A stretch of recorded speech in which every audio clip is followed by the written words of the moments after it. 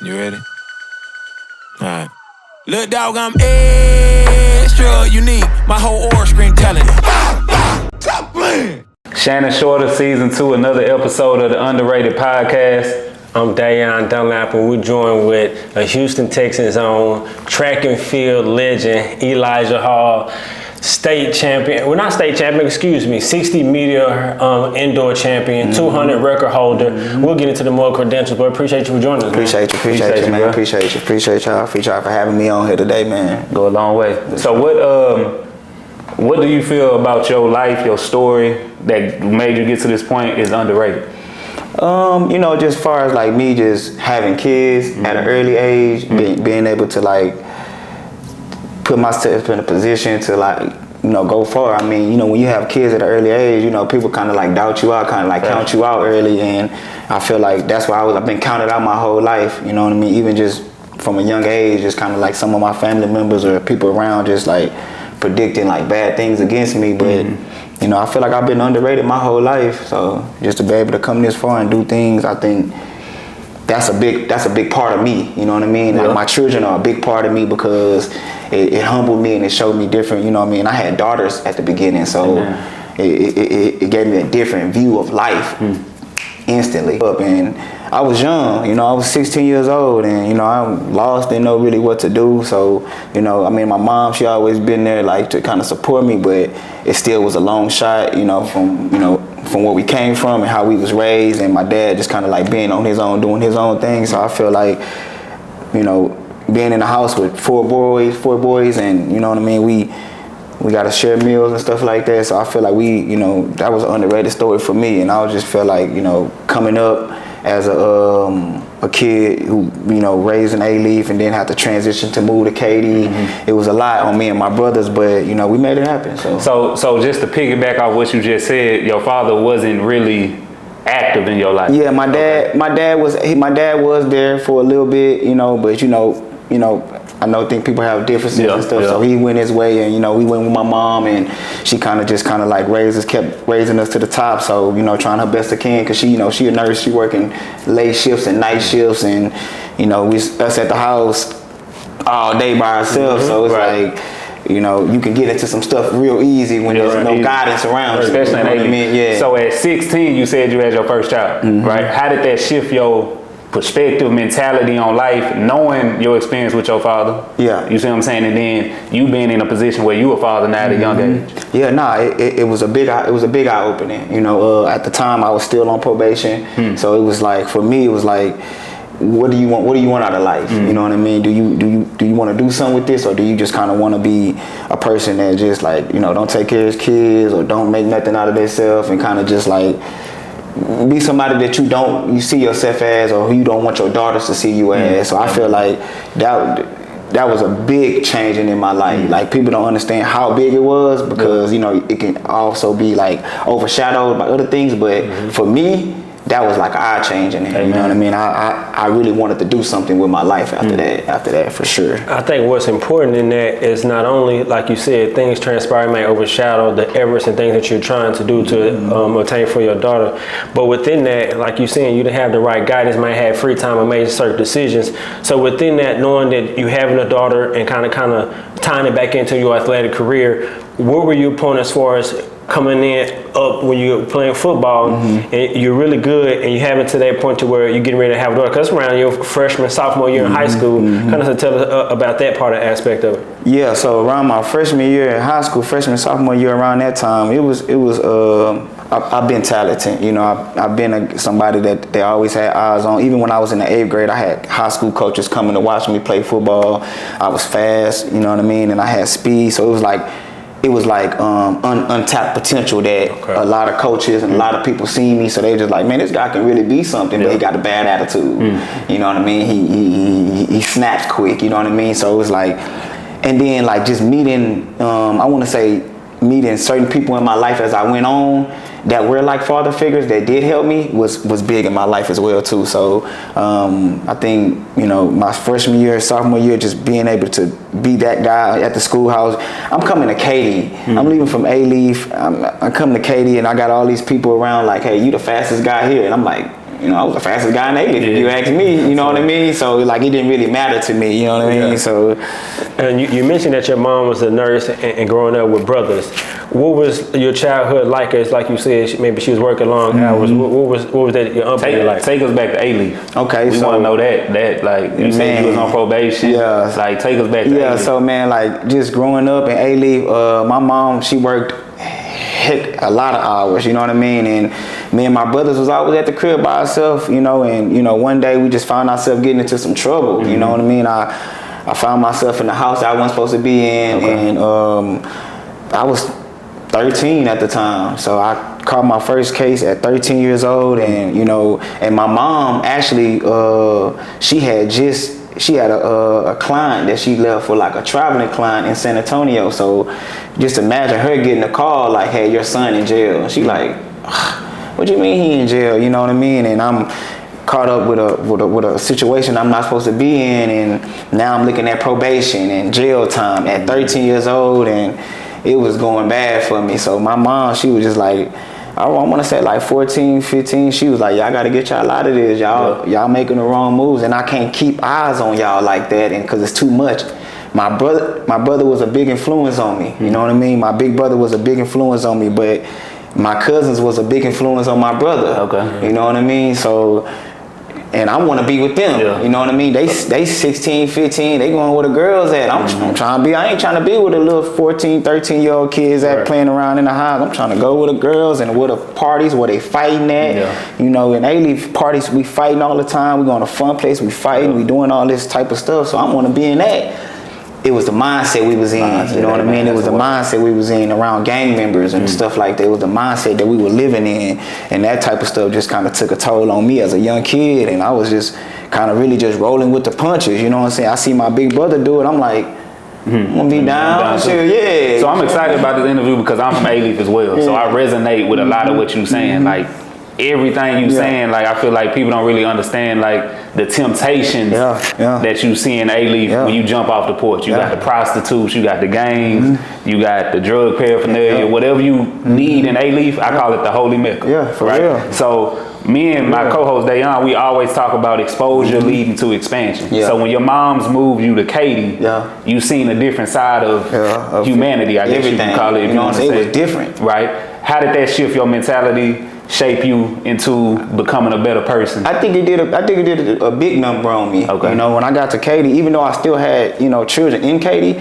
but far as like the side of me calming down and being able to like do some sports stuff and actually be good at that, I think it did a big number on me. I got to Katy and it was just like, you know, when I first got to Katy, like, hey, you don't wear uniform. That's cool. I'm like, oh, we get to wear anything we want. That was big for me. I'm like, I can just fly every day now. I'm gonna just fly every day. You feel me? I'm coming from khaki and red shirts every day and green shirts every day with the collar. So I'm like, that was fun to me. And I'm like, it was just a new environment. I was like, and it was a breath of fresh air too, because like I said, we was doing everything under the sun in A-Leaf. So when we got to Katy, it was more of it wasn't much to do. When I first got there, it really wasn't much out there. It was, you know what I mean? It was a lot of land. There was a lot of in the house, a lot of white girls. I'm just being honest, you know what I mean? And it was different. It was different for us, you know what I mean? We ain't never seen that. We coming from hood party, throw it back every night, Punplex. We come from that era. We come from that type of life. Yeah. So when we got to Katy, it was more of this is my first time. My mama had a big, like, nice little house, you know what I mean? She moved in a nice little house, you know what I mean? So we were like, oh, we got our own little room over here. Like, you know what I'm saying? This is the first time me and my brothers had our own room for a little bit. So we like, oh, this kind of live. You know what I mean? Like, she still was doing a nurse, but it was different because, like I said, we was in a bigger house. It was more calming. And then, you know, I think that's when I started to, like, you know, be in relationships and stuff like that. For me, it was like, you know, then I got in relationships and started having babies and stuff like that. But still, though, I think it was a calming for me, though. You know what I'm saying? When I was in A-Leaf, I was just wilding. Just the environment shift. The environment. I'm not saying like nothing's wrong. I got a lot of friends, a lot of homies that I still go to A-Leaf and talk to, and they football players, NFL stars, track stars that come out of A-Leaf. I'm saying for me personally, you know what I mean? That I had to shift to where you need. Yeah, you know what I mean? And to get to where you got, you was a prominent athlete, like you said, from middle school. So in high school, when you got to Katy, what was it like? You was playing football, track. I started to become notarized. I want to say my freshman year, varsity, got caught up to varsity, and then my sophomore year kind of like took off for me. My sophomore year, it was a little more exposure. Now people starting to see who I am. Like, who this football? Kid? This is football. Yeah, this is football. My sophomore year, we had, I think I was the first year of varsity. My sophomore year, and scored like 3 touchdowns in the game. You know what I'm saying? On one of the good teams. We wasn't that good as a team, but I stood out. Okay. You know what I mean? We wasn't a good. I think we went like 1-8 or something like that. You know what I mean? But it was a lot of freshmen and sophomores on that team, which was me and a couple more people. But I stood out. You know what I mean? And then once the football season ended, it was pretty much, all right, let's transition to track and let's go run some track. You know what I mean? But track was more for we getting faster for my junior year of football, because now I got letters coming in. I got colleges. My sophomore year I had colleges coming in and stuff like that. So now it was like, let's build some more speed for the football season coming your junior year, which I did. Summer track came. I ran school track, and I failed. Okay. That's what happened. I failed my sophomore year. I was ineligible to run track, but summer track came. And I, running track and stuff like that and doing all that. And then my junior year came back around. Alea was born, my daughter. Then I was like, I was faster, And then I was live at football. And we had a squad my sophomore year. Daniil Hunter, that played for the Texans, he was on my squad my junior year. We had a lot of little people that, that we did our thing. And so I pretty much like, yeah, this gonna be for me. You know what I mean? Okay. Football is for me. Okay. And track, and then I tore my ACL. So when you tore your ACL, did that was it football and track that you always wanted to do, or was it one over the other? I just wanted to do football. So track wasn't even on the horizon. No, when I tore my ACL, that was hurting. That was heartbreaking. Okay. You feel me? That was heartbreaking. Like, I was like, oh, it's over. It's done for me. Like, I can't believe I tore my ACL. And I feel like, back, like, I want to say in 2011, ACL, that's a death sentence. You feel me? That's a death sentence. How long was that recovery for you? 8 months. 8 months. Yeah, 8 months. So that's when I heard, that was a death sentence for me, but I was, it happened like at the beginning of the season, so I was able to rehab and come back.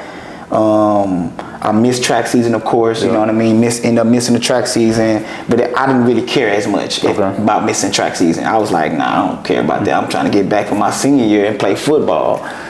And my summer, and then I ran summer track. This is really, really where it started at for me. Okay. Like, far as like going into your senior year. Going into my senior year. So the summer track came, and I went. I think I came off of ACL tear and went 20.7 at a track meet. And at that time, at my age, that was number one in the world, like for my age group. And I was like, damn, I'm pretty fast. Like, I got some speed. Like, I love. So when we got to my senior year, coaches and them already knowing, like, Eli done came back faster. Yeah. Like, he faster and he looks stronger. So they like, we putting me everywhere. I'm doing my own little thing. We live. We doing our thing on the football field. Then I broke my forearm. Okay. Probably like the second game to the last or something like that. Broke my forearm. And I was like, oh man, so I'm just gonna rehab it and get it right, which I did. And then I got right before track season.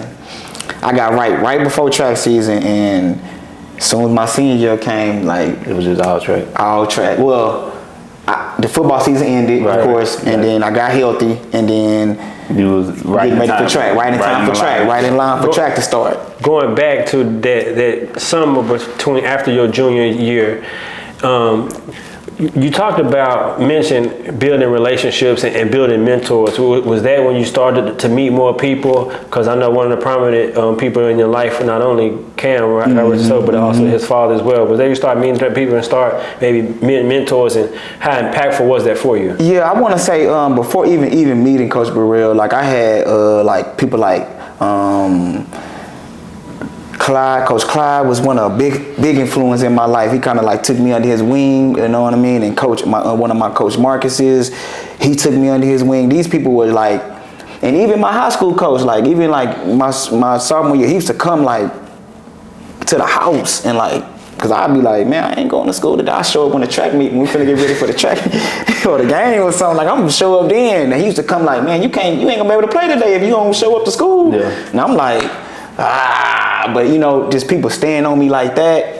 That became like really big for me. Like I used to have, my mama used to be like, I ain't gonna, y'all deal with them. You know what I mean? Like y'all deal with them. And then like even my dad, like he would try to, you know, call, but we just couldn't see eye to eye with a lot of stuff. So, but still though, I still heard some of the stuff he used to say. You know what I mean? Like even the knowledge even though we didn't see eye to eye, I still took some of the knowledges, you know, that he used to give me about like just a lot of little game, put me on a little game. You know, his one saying is like, you know, I was raised from the school of hard knocks. And I really thought that was a school for a long time. You remember? I really thought that was a school for a minute. So I'm like, yeah, like I got people that's coming from the school of hard knocks. So, you know what I mean? And just like having them instill, like even Coach Clyde, and like, you know, just telling me like, you know, like just gotta change your ways and just how you act and all that stuff I took to heed, and it changed me as a person, like real big time, you know what I mean? And that was love for me. That's all I needed. So not many people know, but just let the people know that probably don't know. You went to junior college before you got to U of H. Mm-hmm. How did two you? Of them. Okay, two junior. One of them was Garden City. And I've been to junior college. You know, my one of my producers been to junior. So we know like them real situations you in at JUCO, where it's like you really got to fend for yourself. You got to figure it out. It's a reality check. Oh, it is. So how did that help you into who you are today? Just being out there on your alone by yourself. Oh, yeah. What led you going to junior college too? So, of course, I'm one of the top guys in the sports. Got colleges coming left and right. And my senior year, we had a signing day. Okay. I had all my family come out. My dad even showed up. Okay. You feel me? My family came out. You know what I'm saying? And I had people, you know what I mean, and I had the big old signing there. Like, who you signing with? I'm like, I'm going to U of H. Everybody's like, oh, you going to U of H? And I'm like, yeah, I'm going to U of H. Was it because of your kids and you just wanted to be there? I wanted to be back in Houston. Okay. I already had the relationship with Cameron. Okay. Built up from years. Coach Burrell been knowing them. So it was already kind of like that type of environment. It was a family for me. And it was out of them, you know what I'm saying, at LSU. So I broke it down. And Coach Benny Brazil from LSU, he's a great guy, great man. He used to come, still talk to me this day, still mentor me, and it was between them two. So I signed, and I want to say probably like right after like track season ended, like graduation. I remember just Coach Burrell giving me a call like, hey man, like your GPA wasn't where it's supposed to be at. You got to go to a junior college. And I just remember being like, dang, like a junior college. I'm like, man, you ain't even heard of that. I ran the #1 time in the world at this time in the nation as a high school. I'm like, I ain't going to no junior college. So you telling me I can't get the #1 guy into school? That's what you telling me. Because, bro, like, man, there's rules and regulations that you got to follow. And I'm like, wow. So was you kind of ignorant to the grades part and etc. Thinking like, I was ignorant to I'm the #1 player, so we gonna figure this out. We gonna figure this out. I'm thinking that's how it was supposed to be. You know what I mean? Movies I done seen movies. I'm like, I've been watching like you gonna get the #1 guy in college. You feel me? Like this ain't no you talking to me in another language right now. You feel me? Like you know what I mean? So I'm like. So I remember him just telling me like you got to go to a junior college, and I just remember him. I'm like, so where I don't know where to go. I'm like, where junior college do I go to? How do you even? And how long do I gotta stay there? And he like, yeah, you got to do 2 years. I said, I started crying. I started crying. I remember just going in the room and started crying, like bawling, like what? Because I'm thinking like, if I do got to go to a junior college, that means I'm finna be 2 years away from my babies, and I got to go through some situation that I don't know nothing about. And then it's just like how it all worked out. I just remember Coach Burrell just kind of saying like, hey, look, go to the junior college, just get it done. And you know what I mean? When you get back, you know what I mean? We'll have all this for you and all. And I'm like, yeah, it sound good. But Coach, like I got babies. I'm gonna leave these babies for 2 years. Like, I'm like, and I got one. And one of them, my son is in the belly right now. So I'm like, and I got one in the belly right now. So I'm like, I don't know how I'm supposed to make this work, Coach. Like, how am I supposed to do this? And he like, you know, Eli. And Coach Burrell, one thing about him, he gonna always keep it real with you, play the devil advocate. He gonna just tell you straight up. You know, he ain't gonna sugarcoat it. He ain't gonna like beat around the bush. He like, well, he just kind of told me like, well, it's up to you what you want to do. That's a good word. You know what I mean? Like, I can't tell you, you know what I mean, what to do and how to do it. If you want to change your life and you want to better your situation, this is your only way. And man, I said, I just kind of stopped. I talked to my mom. She was like, yeah, you know, I think you should go up there, you know, and if I can help with the babies, I'll do what I can, and we just kind of help you that way. And, you know, and my children mothers, they're great mothers. So, you know, I always feel like, you know, man, you know, y'all might have to hold it down until I get back, you know what I mean? I set all of them down. I promised them all the same thing. I said, look, I'm gonna go to school, but I'm gonna come back to Houston. I'm gonna come back. I'm not gonna go nowhere else. I'm not gonna go no other school. I'm gonna come back to Houston. I'm gonna represent my city, and I'm gonna be in the city with my kids. So I went up there to junior college, Garden City. Lord, I don't recommend that for nobody. Yeah, I'm sorry. I went up there. It's in Kansas. When I first got off the plane, it smelled. It's a cow slaughter right next to it, so the whole place smelled like doo-doo. So I get off the plane. I'm like, what is this smell? And my coach Turner like, yeah, it's a slaughterhouse right there. I'm like, oh man, we gotta practice in this smell. Like, how you supposed to practice smelling this? You know what I'm saying? I'm like, we run track. We're gonna be throwing up. We're gonna be feeling sick. He like, yeah, man, just get through it. I'm like, all right, man. The next day, I want to say the next day, man, the temperature dropped to like below 0. I said, oh, no, man, I got to get out of this. So I probably did like 2 months, 3 months. Then like when November came, I said, Coach, I'm going home. I'm going home. My son finna be born. I'll be back. But when I got there, I got so homesick. I was around my babies, my daughters. I'm at the house. I got homesick. I called Coach Turner and said, I'm not coming back to college. I'm not coming back. My mom was like, you're not going back to college? I'm like, I'm not going back to college. She like, what? So my mom being my mom, she gonna always try to help me, like get some money in my pocket or whatever. She was like, well, if you ain't gonna go back to college, then like I got a job for you. You know what I mean? You can work the Walmart night shift. You can work the Walmart night shift. I got the job for you.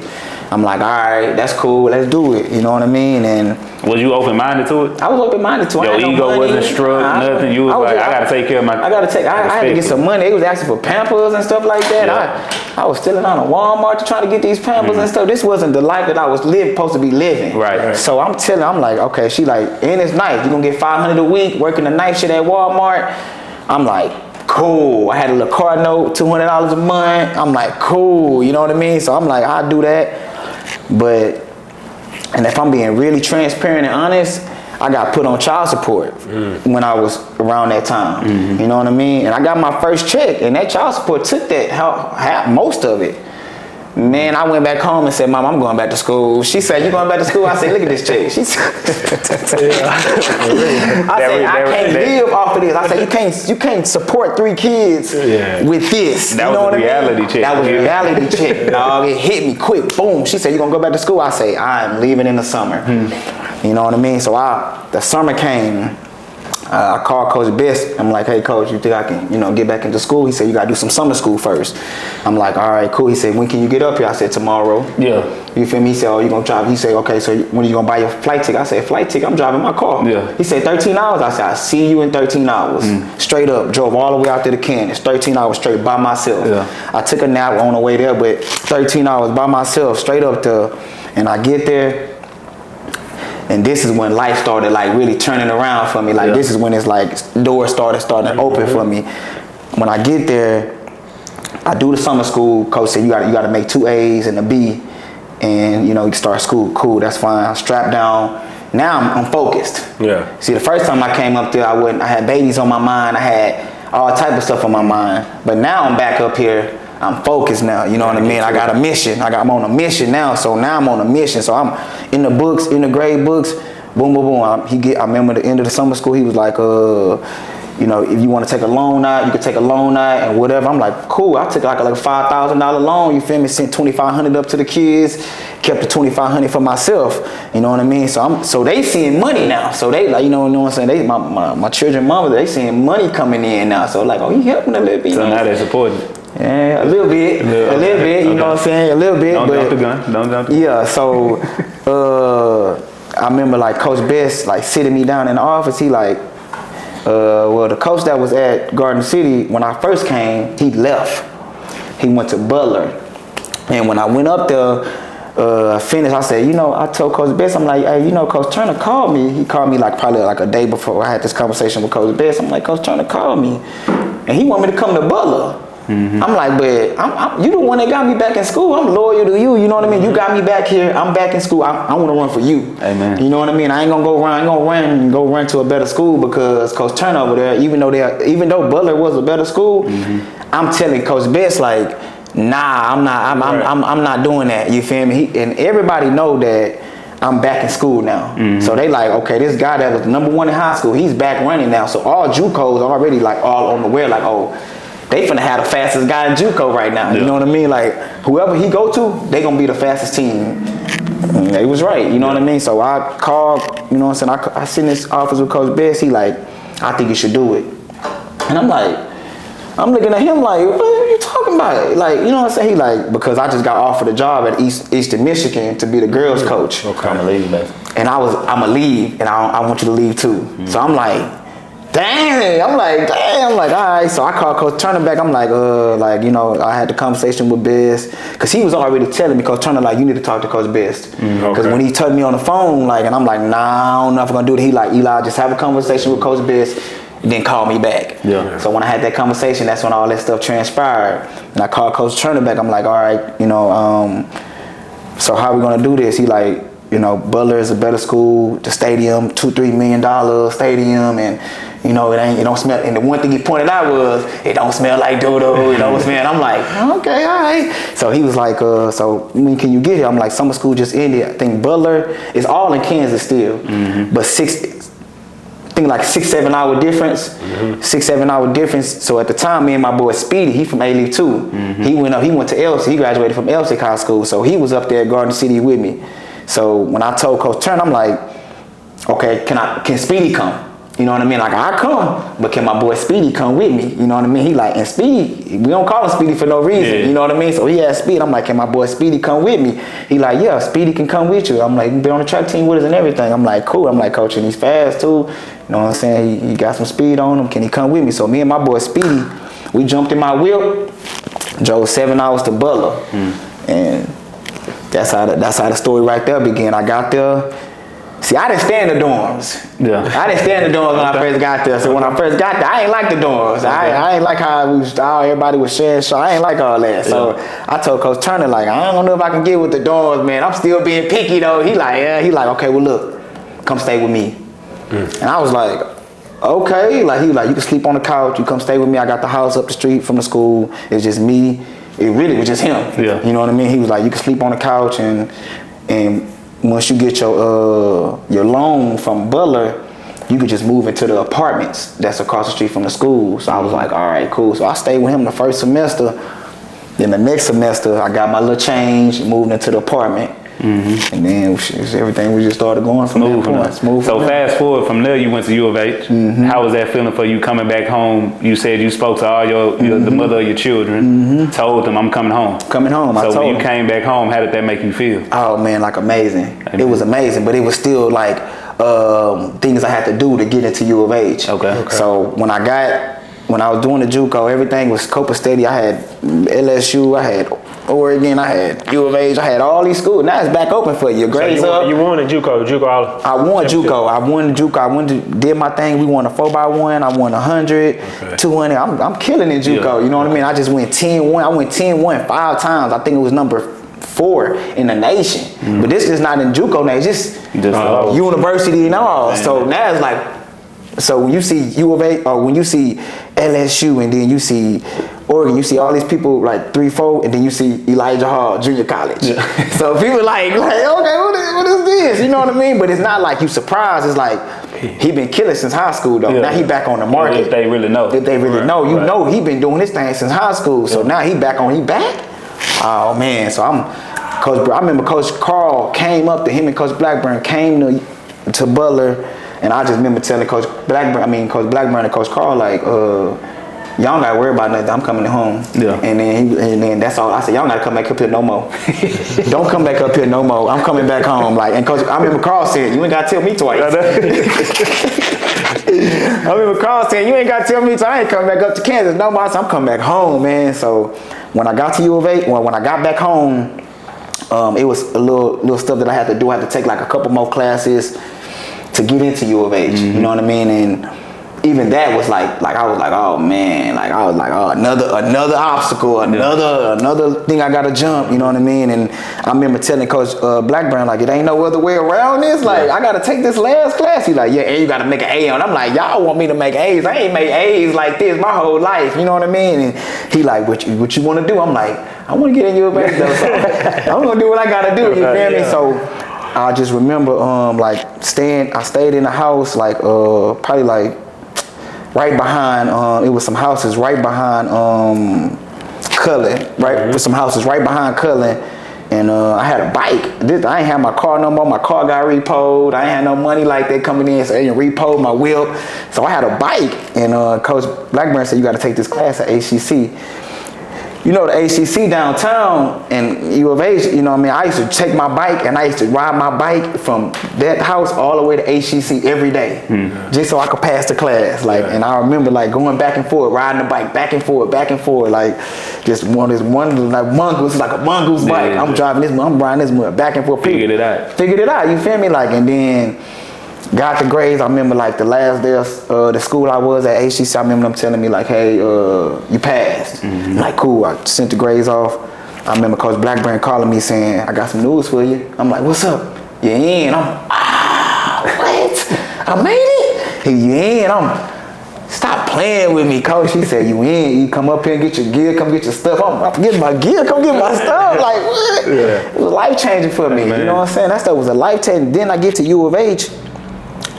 Junior college, you ain't getting no money, every track meet and all this. So now I'm at U of H, they talking about per diems and money from, vernacular you never heard of. Stuff I ain't never heard of, you feel me? It ain't like the NIL deals now, but it was something. You feel me? It was something, you know what I mean? For somebody who got 3 kids, I'm like, what? They like, we get every track meet we go to, we get about $200. I'm like, what? I'm surprised. I'm talking to Cameron, I'm like, how much we get? He's like, we get about $200 a day. I'm like, what?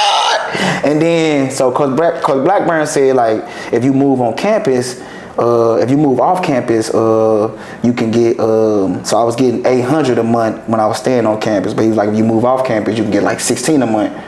But I moved off campus so quick, my girl had a little crib over there, she was staying on, what's the apartment called across the street from the stadium? Icon. She was staying in the Icon, my girl that I had, so I went and moved with her.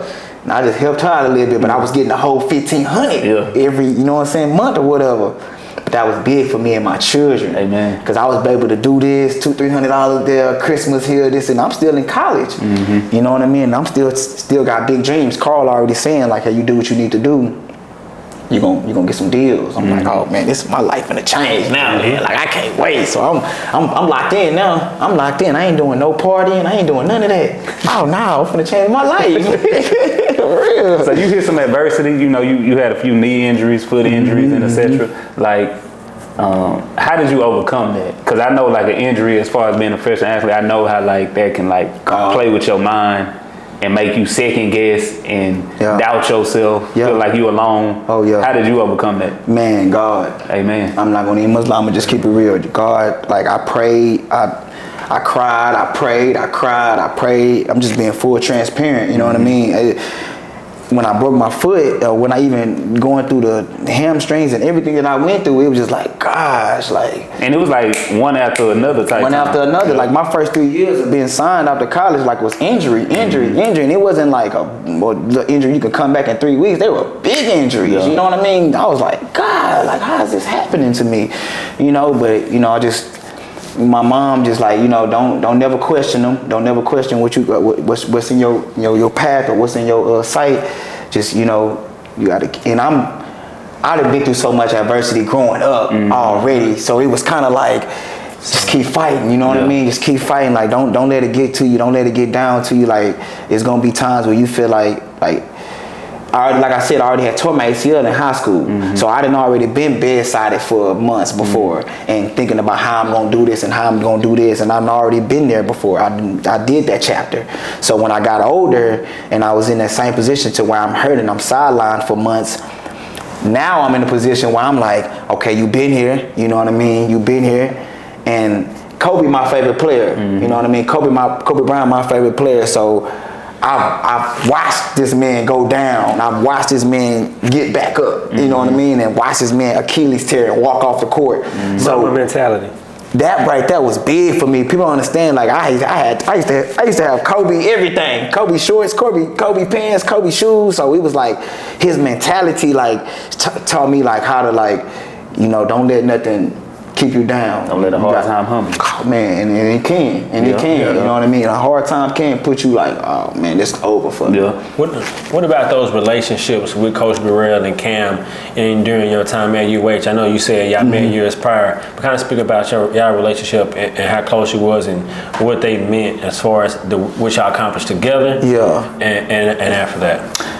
Cameron and me was something else. Cameron was more the cool side. I was, of course, the wild one. You know what I mean? Just even like going back, like growing up. You know what I mean? I used to always want to be, you know, even when we used to go to these track meets around like 15 or whatever, 16 years old. I want to go talk to the girls. I'm trying to go to the hotels. I'm trying to go do it all. Cameron was more of like, oh, we gotta chill. You know what I'm saying? Like you know what I'm saying? I'm like, nah, we don't gotta chill, really, bro. Like we young, bro. Let's live this up, bro. Like you know what I mean? And our relationship started. I think me and Cameron, how we really got close was like one day. I think we might have been like, we knew each other prior, you know, before that, around like 8 or 9 maybe. But we got really close around like 16, like 15, 16. We was at a track meet and, you know, they was telling us like, y'all can't leave to go to like the other hotels to go do other stuff and talk to girls or whatever. But you know me, I'm like, yeah, whatever. So I go over there, go to the hotel, and I end up getting caught by one of the coaches and stuff. And they like, well, we since Eli don't want to listen, we gonna leave him here. And Cameron got off the bus and was like, well, if y'all gonna leave Eli here, y'all gonna leave me here. And now Cameron dad is Coach Burrell. So now where everybody knows, we running with Carl Lewis Stars, you know, and that's the track club, Carl Lewis Stars. So they already know who Coach Burrell is, of course, and what he did and what he accomplished. So everybody already know him. So I just remember Coach Burrell getting on the phone and said, if y'all don't get y'all asses on that goddamn bus, you know what I'm saying? Like, I'm gonna put a foot in both of y'all. You feel me? And that's when we really got like close, you know what I mean? We really got close. And I remember just one day I was dealing with something like with my children mothers, and I just kind of like started crying, you know what I'm saying? And bro like grabbed me like, bro, you gonna be good, bro. Like, I'm like, bro, I don't know how I'm gonna get through these women, you know what I'm saying? Like, he like, and there's a lot of people that'll be like, well, you put yourself in that position or whatever, and he didn't give me that type of information. He was kind of like, bro, you gonna be good, bro, like you gonna be strong, like, you know what I mean? Like, and that's how we became really close.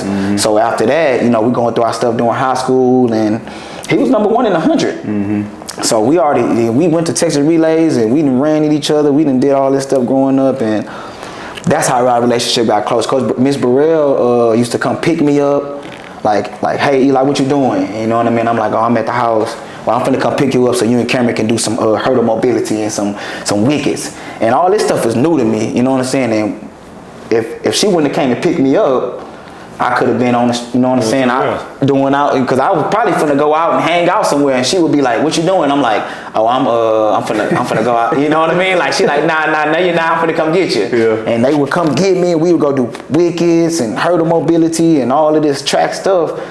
And it kept me out, you know what I'm saying? It kept me from the wrong crowd. Cause even though we did move to Katy, it's wrong crowds everywhere. Yeah. You know what I mean? And you had wrong crowds in Katy too. You had wrong people that you couldn't be around in Katy too as well. So, cause you got to think about it. Around this time, you got people from New Orleans moving in. You got people from Chicago moving into Katy. Everybody is moving into Katy because it's new. It's new, you feel me? And then, you know, Katrina happened in 05 or something like that. So a lot of like New Orleans people and everybody was relocating to Katy. And A-League people was coming down there too. Of course, me and a couple more people. You had people from Chicago, Milwaukee. That's what my whole group was people from other places. Yeah. So when you lose Cam, God rest his soul, how did they hit you? Oh man, that took, but like I don't even know how to explain it, because it really hit me like in a different way. Like, that was my guy. We could talk on the phone. I could be honest with him. He can be honest with me. We could talk about, you know what I'm saying, different stuff, adventures. We signed, we you know what I mean, when we signed our Red Bull and Nike deal, we did that side by side, you know what I mean? He was on the side of me, I was on the side. We had to deal together, like look what we did, bro. Like, and this is something we talked about as 15 and 16 years old. Like, man, what if we get a Nike deal or something like that? Like, that'll be live. Like, yeah, that'll be live. You feel me? And us signing together, being on the same path, and just kind of him, even when I was in junior college, him like helping me buy $20 pizzas and stuff like that. Because, you know, when I first was at junior college, they was at the university getting money. Yeah. You know what I mean? So I'm like, hey, man, order boy pizza. Somebody will starve me. Yeah, bro, yeah, look out for me. And at the time, this is when that $20 box from Pizza Hut was just, ooh, bro, we had the cinnamon rolls on the side. So it was like, that was love for me, you know what I mean? And just him looking out for me when I was in junior college, like, and I'm telling him, like, I'm gonna get to U of H, you know what I mean? Amen. Like, I'm gonna get there, you feel me? Like, best believe I'll be there with you. And I think, like, with me making right on that word, telling him, like, hey, I'm gonna be there with you, and then I actually come with him and we actually do it and actually break a record together and do all this good stuff, that brought him even closer, like, dang, like, you know what I'm saying, stand up guy, like, hey, I got you, bro. So as you reflect, what would you tell your younger self for all the things that you've been through? What would you tell your younger self? Man, I would tell my younger self, man, like, I don't even know if I would tell I feel like everything that I've been through is probably needed to happen for me, if I'm just being honest, you know what I mean? Because I don't know if I didn't have kids, would I be here? You know what I mean? Because I feel like that would slow me down. I feel like if I didn't have children, or if I didn't move to Katy, or if I did stay in A-Leaf, maybe I could have still been who I am. But I would tell my younger self, like, not to have all them kids for sure though, if I'm being honest, you know what I mean? Like, not just kind of slow down, you know, but like I said, it was a blessing for me, you know what I mean? And just, I would have told myself not to do a lot of stuff that I did when I was little, like, you know, probation and all that. I was on probation from 13 till I was 17 years old. So, and it was intensive probation. I got off early because I started handling my business. My probation officer was like, I seen you on the newspaper. I was like, yes, you did, huh? He was like, man, you doing your thing on the football field, huh? I was like, yes, sir. He was like, okay. And I remember, like, probably like 2 weeks later, I came in, he was like, Eli, I'm letting you off. Amen. And I'm like, for real? He like, yeah, man, you look like you going places. I'm like, I am. You know what I'm saying? Even if I didn't know, I'm telling him that because I'm trying to get out probation. Like, I am going places. You feel me? I am going somewhere in life. As we wrap up, who would you like to see on the pod? I think Houston-based or like anywhere. If I'm being real honest, I think I should get Kamari on here. Okay. Yeah, I think I should get Kamari. He got a real unique story, man. Okay. You know what I mean? And he's still going and he's still dealing with things in life as we all do. And I think he has a real unique story, what he's been through, how he's been through it, and he could tell y'all, you know what I mean, his story and how he's still trying to fight for what he loves. Amen. You know what I mean? Man, I appreciate you jumping down on the pod with me, bro. That means a lot, bro. Me and Dayon, I ain't gonna lie. Thank y'all for having me, man. Just you divulging your story, being vulnerable with us, just really diving deep into it, and you being from A-Leaf. That relates to me a lot. So I do man. Like, and all my A-Leaf bros, they love me, man. They know cause they like, you moved to Katy on. I remember we had a game in Hastings. We played Hastings in high school, and I hit somebody and the whistle was blown, and all the A-Leaf did, Eli, bro, what's up, bro? Why you do that? Look here, man. I ain't hear the whistle, man. Amen. Like, subscribe, comment. Underrated podcast. Shannon Shorter, Eli Hall, track superstar, Dayon Dunlap. Yes, sir. We love y'all. Peace. Thank y'all.